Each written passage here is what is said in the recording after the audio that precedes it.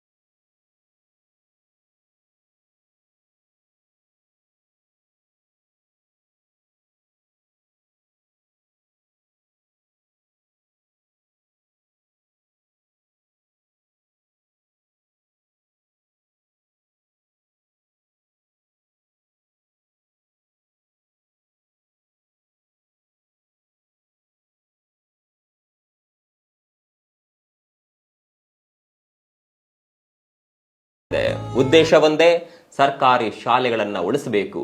ದುರಂತ ಏನ್ ಗೊತ್ತಾ, ನಮ್ಮಲ್ಲಿ ಯಾರು ಕೂಡ ಇಂತಹ ನಿಸ್ವಾರ್ಥ ತಂಡವನ್ನ ಗುರುತಿಸೋದೇ ಇಲ್ಲ. ನಮ್ಮಲ್ಲಿ ಅರ್ಧಂಬರ್ಧ ಬಟ್ಟೆ ಹಾಕೊಂಡು ಕುಣಿದ್ರೆ ರಾತ್ರೋರಾತ್ರಿ ಫೇಮಸ್ ಆಗ್ತಾರೆ. ಆದರೆ ಇಂತಹ ಕೆಲಸಗಳಿಗೆ ನಾವು ಸಪೋರ್ಟ್ ಮಾಡೋದು ಬಿಡಿ, ಅದನ್ನ ನೋಡೋದು ಕೂಡ ಇಲ್ಲ.